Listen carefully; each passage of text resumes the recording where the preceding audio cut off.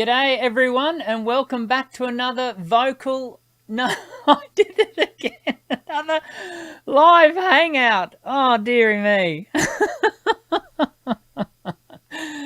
I probably get it wrong as much as I get it right, to be fair to me. Hello everyone. Welcome to another live hangout here at Voice Essentials. It is so good to be hanging out with you today.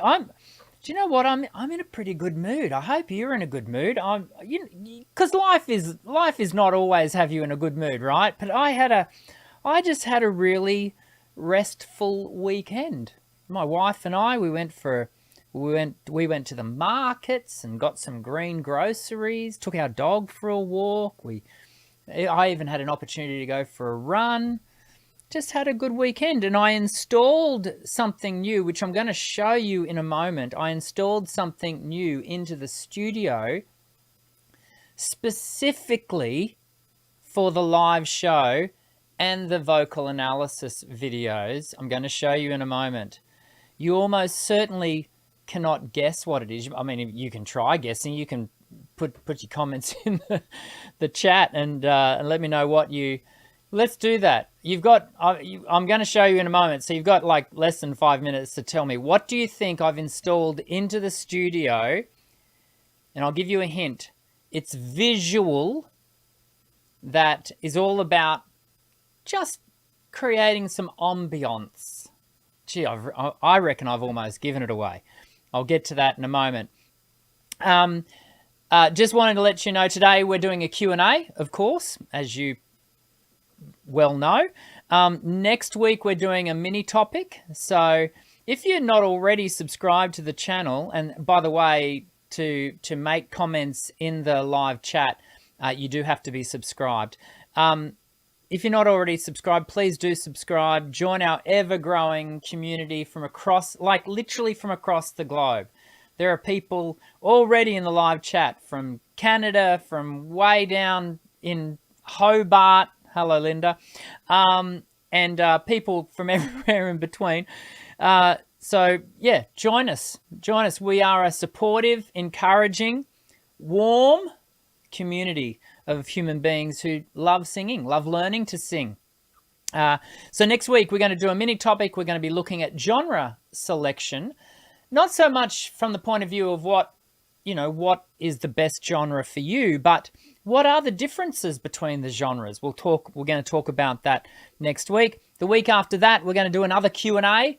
And the week after that, so we're talking about 3 weeks' time, we're going to be having a long-standing friend of mine, Tracy Osmond, come and join us. She's a singing teacher who runs, what has to be said, a rather large singing school up in a place called Townsville, which is around about 1,500 kilometers, so 1,000 miles-ish north of where I am. It'd take 2 days drive to get there. So she's right up in the northern parts of Queensland. She's going to be joining us. I saw her at a workshop down here in Brisbane about 5 weeks ago, and I said to her then, I've been wanting to get you on the show forever. Let's do it. And she said, yeah, let's do it. So she's going to be joining us in 3 weeks. We are also running a live poll, as you can see. 12 of you have voted already. This is not really a poll of, right, wrong, or indifferent. This is just I just thought it would be interesting to see what do you love about the singing process? What is it that you find yourself gravitating towards? Interestingly, the results as they're coming in, and we'll reveal the results later in the show, are not what I kind of expect. Well, maybe they are when I think, I can tell you right now that the answer I would have given, and because I can't vote because I created the poll, but the answer I would have given literally has 0% at the moment. So there you go. I'll tell you what I would have chosen when we reveal all with the poll. We've got some questions coming in. Before we get to the questions, I want to show you what I have installed into the studio. I haven't seen. Okay, let's have a look at what you think it is. Oh, Kelly. I'm reading up the list. I saw Kelly's. You have what? Is there anyone else who thinks Jenny recording and visual? Forgot the rest was written. Oh, no one else has guessed. Maybe that's because they saw Kelly's answer and realized that Kelly was right. Kelly is right. So are you ready? I've built this up to be far more than it really is. Let me show you. Oh, come on. Ta-da! What do you think? Does it work? It's actually a big light bar, and because I run these shows, oh, that's my son from the ADF, and I'm just going to he'll have to wait. Hang on. Jaden, I'll call you back later. Because I run these shows in my live, where I teach, it's hard to kind of create like an online, when I am jealous of those really nice studio setups that you see a lot of YouTubers using. They've got the lovely lights in the background and whatever. That's just it's simply not an option for me. And so we do the show here in the very same studio. I'll see if I wonder if I can do this. So this is literally the studio I teach in, right?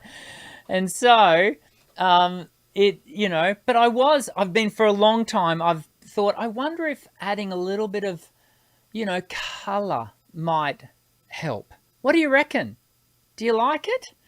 I'll just so you will know, I've got a different color for the reaction videos. Are you ready? I get to do it all on an app, which is kind of cool. You ready? Oh, what do you think? Now, I prefer that color, which is hopefully quite nice for the reaction videos, which I brand everything. Have you noticed I brand everything with colors? So our live shows are always branded orange. The reaction shows are branded purple. And so I'm kind of, to differentiate, yeah. But I like the purple. And I can do, funnily enough, will I show you this? I can do all sorts of funny things. Like I can strobe. I think I can rainbow. Look, I wonder if that will work. See that? It's like a disco voice essentials. What else do we have here? I think we got like a zone chase. Oh, Anyway, hang on. Let's go back to the orange, given that this is the live show. So festive, from Rebecca in the chat.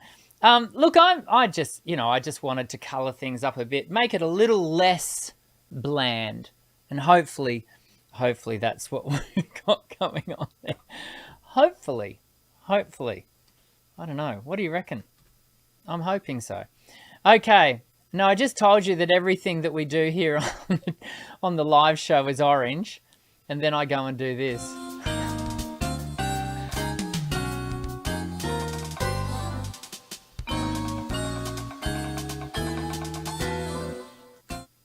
I know, right? That's blue. But anyway, that's because that's a pre-made thing.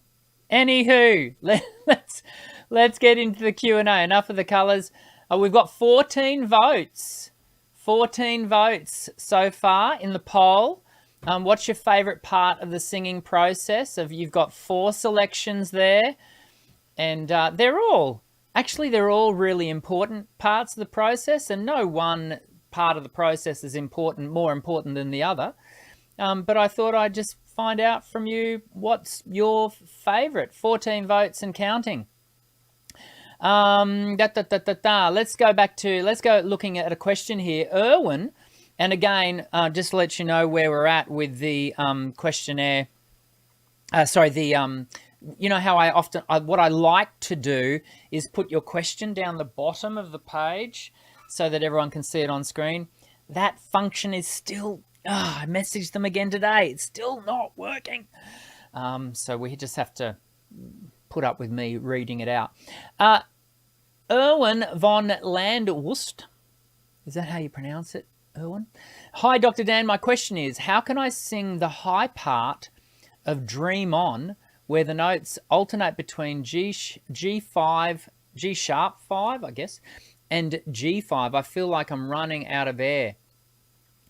Dream On, I'm not, that song's not jumping out at me, Erwin, but it depends on, I guess, when we're hitting such a high note, the challenge is going to be air pressure, dependent on how you are forming that note. Are you applying a big body sound to that? Like, is it a belt note? At G sharp 5, unless you're a soprano, that would be a crazy belt note. Is it a falsetto note? Are you simply singing it in upper register? It's really a matter of identifying, well, what is the note about? What are you how are you coloring and presenting the note? And then, the way you apply your air to that is going to be in keeping with how you're shaping the note. Often we focus, though, can I just say this, Erwin? Often we focus in on the climax note, the apex note, and more often than not, it's better to focus on the penultimate notes, the lead-up notes, and also how you are prepping your air in the lead-up and the support thereof, the penultimate and the apex note. We focus so hard in on the height, and we forget that there's often a run-up, there's a lead-up, and our preparation with our air and our tension management are just, if not more, important than the actual final, G sharp 5, G5, which are high. They are high notes. So hopefully have a look at that area, Erwin, and see how you go. Vava, bava, vava, vava, bava. No idea if I'm pronouncing that correctly. It's funny. Have you watched my reaction videos? I hope you have. I do attempt to pronounce what are often, international names that are not Western. Some of them are Russian, some of them are Slovakian, Filipino, and I give it a crack. And I always try to do it respectfully, but I'm a shocker. I would make a terrible news reader. You know how news readers always, they have to do the name, like they're doing the names, and they often do them so well. I just would not get the gig purely based on how terrible I am at pronouncing the names. So Vava, Vava. Hello, Dan. I hope you are doing good. Like I said, I had a great week. I really did have a great weekend. I've hit the week running. I would like to know if there are any exercises to be able to do vocal fry when doing high notes. There certainly are. And in fact, if you look at the Voice Essentials program, we look at onsets in both, particularly in Voice Essentials 2 and Voice Essentials 3, where we learn to coordinate. And I approach vocal onsets, which is what is going to, activate vocal fry. If you are talking about vocal fry from the point of view of as opposed to distorted vocal values, which is more in keeping with, heavy metal and heavier rock genres, So I'm talking about that onset type of fry.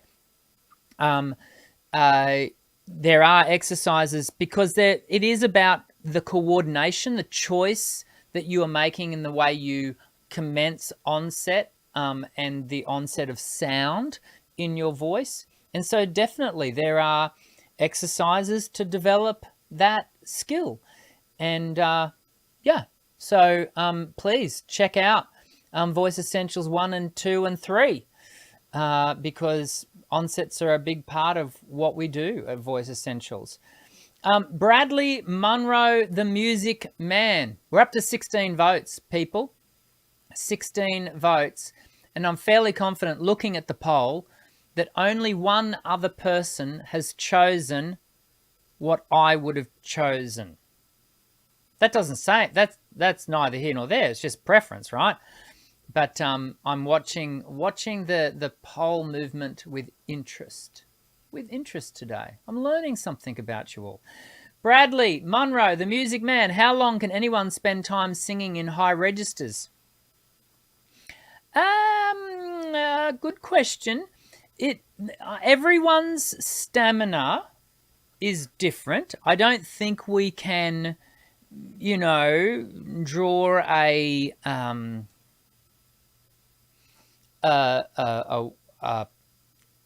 comment or a delineation of time. Everyone is going to have a different vocal budget that is going to be driven by their own, the anatomy of that person. It's going to be driven by their technical skill and prowess. It's going to be driven by their vocal condition in that moment. What I think we can draw from your question, Bradley, is that there are different places within our voice that are going to cost us more than others. And so, interesting, you might be interested to learn, Bradley, that what makes my voice type, which, we loosely in contemporary voice would just call true tenor, what makes my voice slightly different to many other tenors is that my prima voce kind of sits much higher than many other tenors, and many other tenors will find their prima voce, that comfortable space of the voice, sitting much lower, whereas mine sits higher, which then enables me to sing higher for longer. That is not driven purely by skill. That's driven in part by my biology. Something that I didn't have a choice in, just how I came out. And so we have to take these things into account when we're thinking about this. Some people will find that singing high in their upper register, in fact, I think, do I say most? I don't know whether I'd be even game to say most, but a good portion of people will find singing higher in their voice more taxing than singing lower, particularly men. But I find that women can struggle with that as well. I'm going to go to Mr. Fomiati's question, then I'll come back to Vava. Mr. Fomiati, Dr. Dan, would you share your knowledge between singing with and without a mic? Mr. Fomiati, what what knowledge are you looking for? There is pluses and minuses to both. Let's take it from the angle of performance, because for a long time, I don't hear this argument much anymore. I think it's a bit of because it's a moot point. But for a long time, the classical world used to look down their snobby noses, and the classical world are not all snobs, but for a long time there was this sort of patronizing looking down on contemporary singers that, well, you have to use a mic, so that's a crutch, whereas I can stand in an auditorium and project my voice to the back of the room. And that's true. There is a skill to projecting the voice in an auditorium that is going to carry the voice. Now, there's when you dig a bit deeper on that, there is some stuff going on there. Firstly, the rooms that classical singers are typically singing acoustically in, and might I add, these days, even classical voice, more and more and more, and this is driven by architecture mostly, more and more, the voices are actually amplified. There is sound reinforcement, mics being used. You can't always see them, but often the classical singer is using a mic, even if it's not being handheld. So there is that, and you've only got to look up Pavarotti to see him, standing in front of microphones. That's driven in part by the architecture or the venue that they are singing in. A lot of your older venues, going right back into the 19th, 18th century, when amplification was not a thing, the room was engineered to carry the voice. It's not to say that there wasn't a skill involved in really taking advantage of that architecture and the acoustic engineering of the space, but nonetheless, the space was. In most modern venues today, rooms that are not built for acoustic music, acoustic value music, unamplified music, the space has been engineered to be what we'd refer to as dead. It's not designed to carry the sound because they're trying to shut down the reverberance and allow the amplification to do the work. And so as a contemporary singer, we are almost always going to be on a microphone. Almost always. But here's the thing, microphones are not only used for amplification, as in volume. Microphones do so many other different things. They allow for the addition of effects, whether it be reverb, whether it be acoustical engineering of compression, whether it be, adding vocoder or digitally driven harmony, or there's just so many different things that a microphone can be used to apply to the vocal sound being created. And so it is an incorrect view to only think of microphones as, adding just volume. And of course, the other thing they enable us to do is to record. And so, when we do use a microphone in our performances, someone can hit record and listen back to that. So that's something else as well. Dom, I hope that is kind of the angle that you were taking with that. I'm not sure, just hoping it was. In my lessons, when I'm working with singers on technique, we do all of that off, and I'm talking, voice technique. We do all of that off microphone, and the moment we step up to work on a song, we then pick up a microphone and we work on microphone. We get used to hearing ourselves through the foldback wedge, which is a thing. A lot of people are not comfortable in the initial stages of developing their voice, of hearing themselves, reflected back at them through a foldback wedge. And so that's an important part of the process. So these are all the different advantages, the different pluses and minuses of mics and non-mics. But it's not a case of good, bad, or indifferent. Okay, where are we going? 18 votes. Are we going to get to 20 votes today? Maybe. Come on, let's get to 20 votes and see. We'll reveal all when.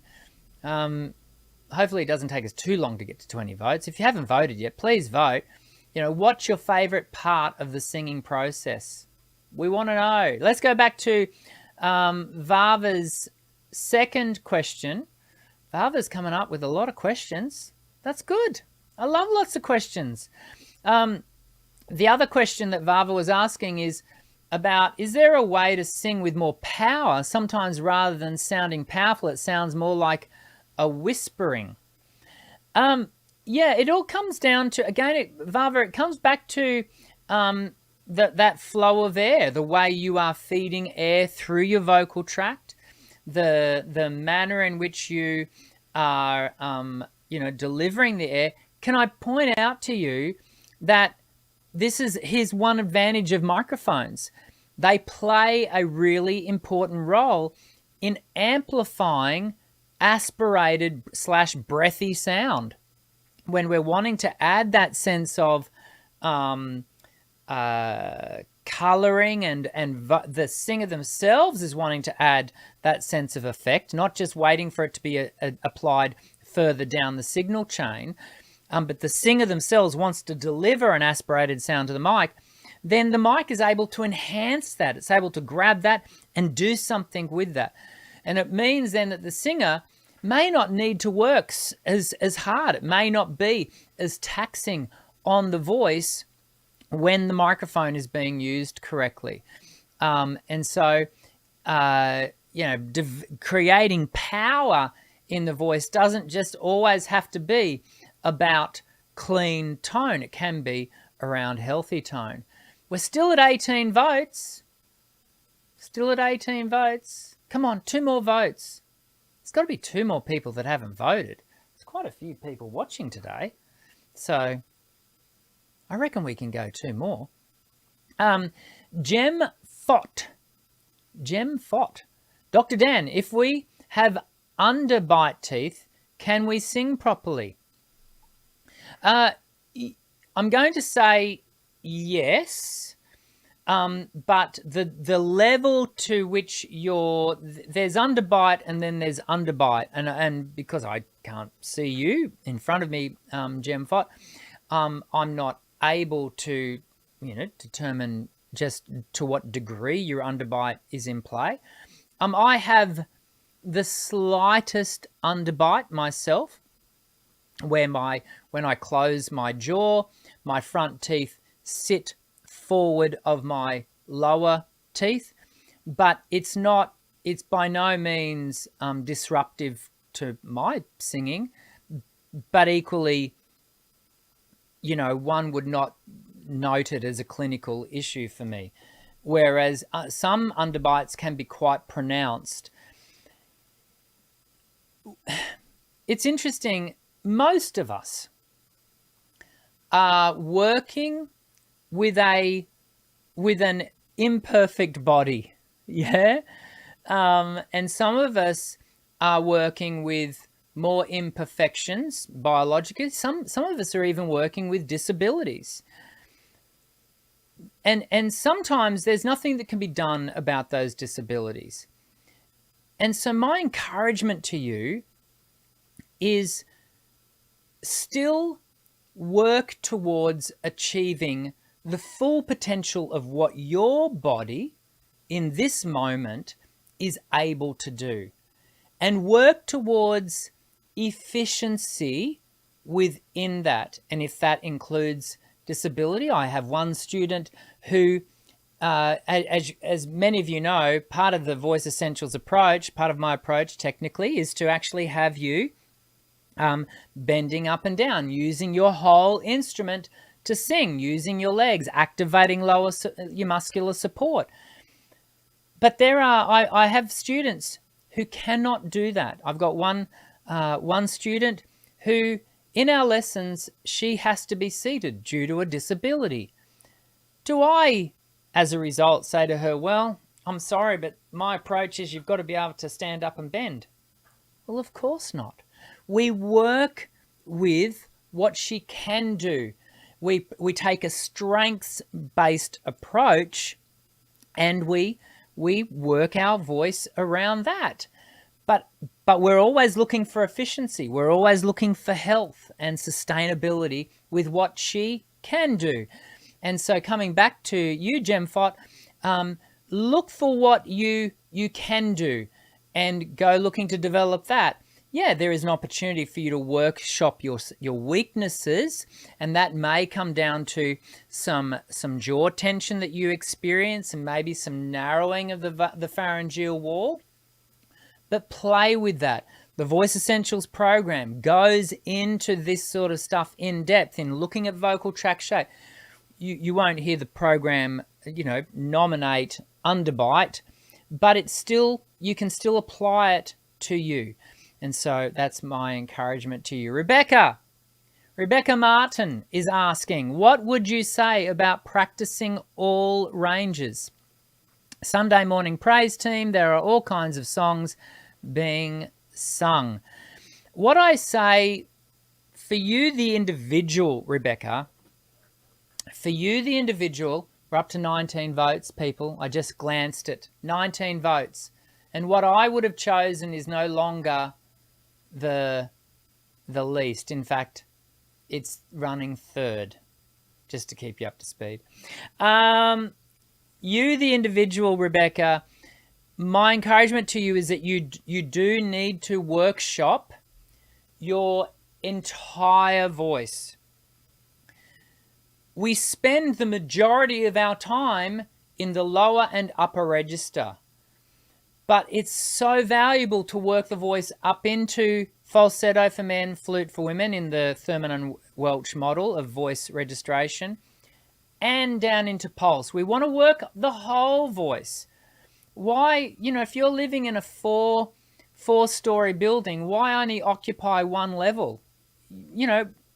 Live in the whole house. Use the whole facility.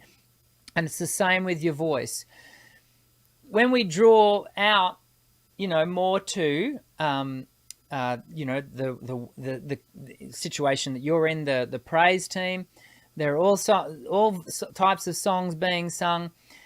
My research for those of you who don't know, yes, I do have a doctorate. Yes, I am actually Dr. Dan. My research was contemporary worship singers. Rebecca, I don't know if you knew that. When my research revealed that at any one church chorus, when a key is chosen, at the most will only ever sit comfortably for 25% of the congregation, maybe a bit more. And so, when we talk about the best singing keys for church congregations, because it is a very communal activity, congregational singing, at the very most, you've only got 25% of people in the room actually singing comfortably. And so that's, it's something a lot of people don't realize. I think there is room for a variety of keys and a variety of approaches to, key choice. But that probably takes us down a completely different discussion point. 20 votes. I glanced it and I saw it click over. And so before we answer any more questions, 21, I'm about to end it. If you haven't voted yet, you got to get your vote in because I'm about to end the poll. Are you ready? 3, 2, 1, 0.5, and we're ending the poll. So here we go, people. What was your favorite part of the singing process? So here's the thing. Can I ask you very quickly, which group do you think, what do you think my answer would have been? Quickly, because I haven't revealed because I couldn't vote, remember? I can't vote. What do you think I would have chosen? I'm still waiting. I think that I have the live stream, so it sits a little bit behind. I was interested to learn that learning new songs and lyrics is the top one. Mr. Fomiati, no, Mr. Fomiati gets it, Linda. Exercises.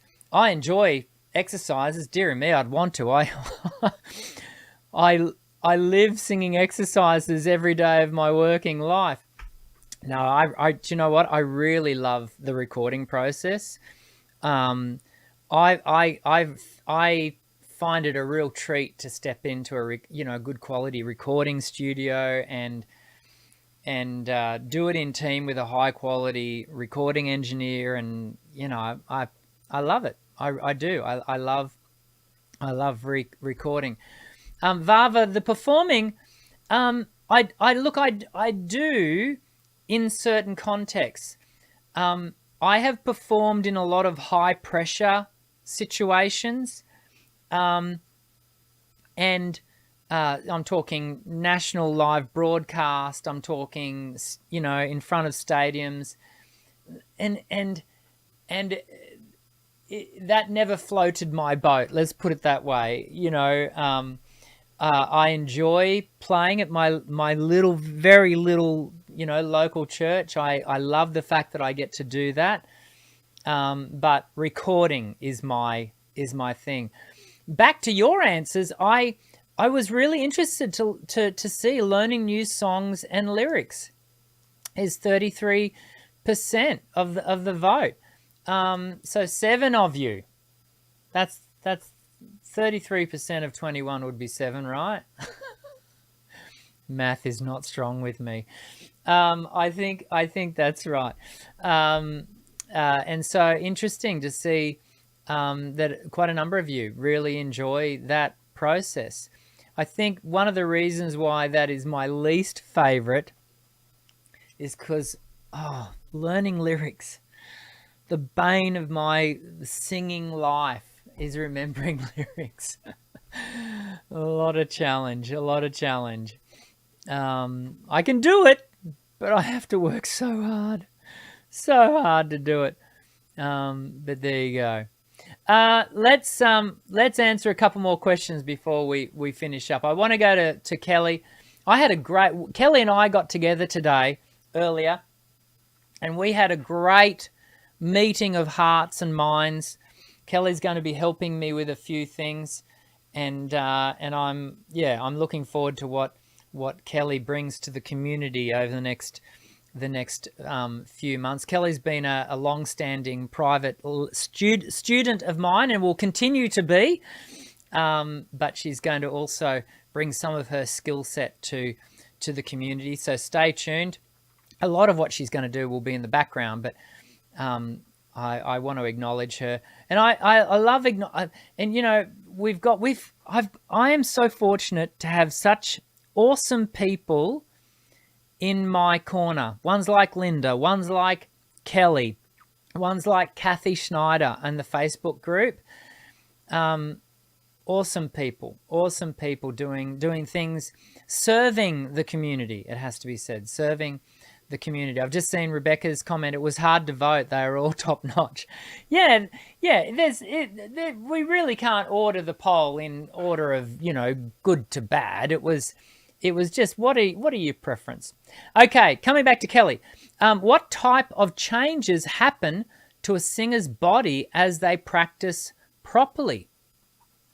Well, a big part of what happens is we develop fitness to the activity, and that is you cannot understate the importance of that, because when you develop fitness, the right muscles are taking on their correct responsibility.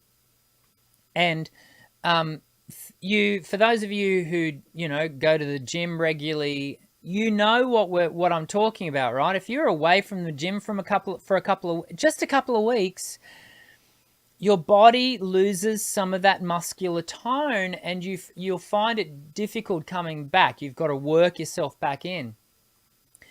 And when the right muscles are not trained to activate in the right balance, we find ourselves recruiting musculature that is not helpful to the task, that is not working for us. And so, Kelly, the benefit of that regular activity is really about muscular balance And out of that balance is going to come efficiency. And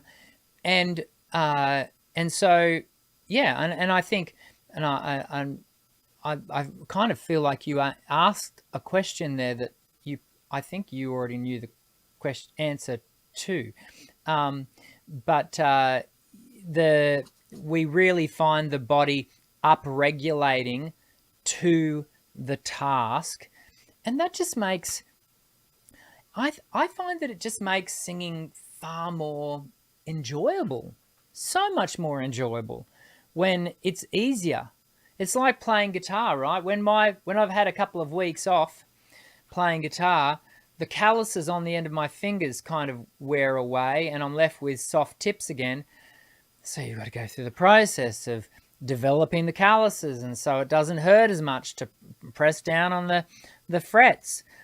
The moment my calluses are developed up again, so much more enjoyable to play because it doesn't hurt. And not that your singing should ever hurt, but you want your singing to be enjoyable, and that's going to be born out of your sense of efficiency. One more question, and I'm going to give it to Jenny, who hasn't had a question answered yet. Dr. Dan, do you teach recording and music production in detail, and how much do you charge for it? No, Jenny, I do not teach recording and music production, and I'll tell you why. All you would have to do is go across to the Voice Essentials community Facebook page and have a look at the most recent recording that I uploaded to the community to know that I'm not the person to be providing you with lessons on it, because I overcooked the voice, and it just wasn't. And I decided, maybe I shouldn't upload this. No, I thought, no, this is real. This is authentic. It's not Dr. Dan at his absolute best. It was Dr. Dan in a moment of time. I recorded it. I overcooked the vocal. Anyway, what it did lead me to do, though, Jenny, is, and I forget when it is. I think it's next week or the week after. Excuse me. I've got a friend, actually the same gentleman that recorded all of my Voice Essentials exercise tracks. His name is Daniel Sprosky. He's a lifelong friend, but he's also an educator in sound engineering at a university, a college, Jenny, so you can't hire him to help you with this. But I've got him coming over to give me like a personal, private, one-on-one, 2-hour lesson on using just my space, using the equipment that I have, which is a bit more than most people, but equally I don't know how to use it as well as I should. He's going to come over, he's going to teach me how to get the best that I can get. I'm not going to be able to replicate what he would be able to do, but I need to learn. I need to upskill. And so I'm getting Daniel over. Jenny, perhaps you might like to consider the same idea, the same approach. If you've got a friend who is an engineer, all I did was I sent Daniel a message and said, hey, mate, want to come over for one evening? We'll have a coffee. I'll probably have a herbal tea, because if I have coffee late, I'll be up all hours. And I will record something, set it up, record it, and then he's going to show me how to do some post-production. Not, auto-tune, but certainly, what compressor do we add? What limiter? How do I normalize it? What do I do? And so he's going to teach me that. So there you go. See, I really, this learning thing, it's lifelong. None of us have arrived. We are all learning together. And hopefully, I think this is the wonderful thing about the Voice Essentials community. We learn together, we develop together, and we're encouraging each other as we go along that path. And if you are not already a part of this community, why not? You gotta. Come on. We're a good bunch. There we go. I think we'll call it a day.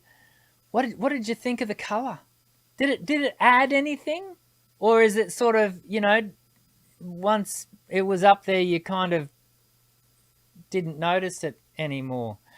And I haven't forgotten about the idea of doing live review videos of people's people's recordings from the Facebook community. I haven't forgotten, but I'm just Linda and Linda, we must remember to talk about that. I think you and I do we see each other this week or next? Linda, we need to remember to talk about that idea. And maybe Kelly, I'll have a chat to you about it as well.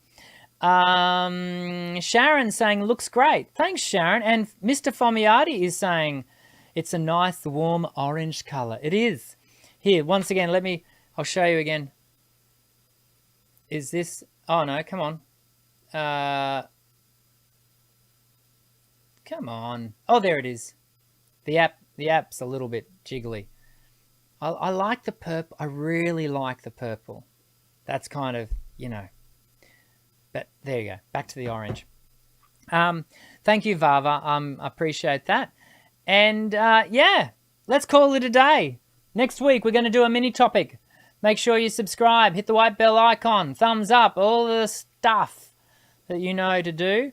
And I very much look forward to seeing you next week. Have a great week, everyone. I look forward to seeing you again. I'm Dr. Dan. Sing well.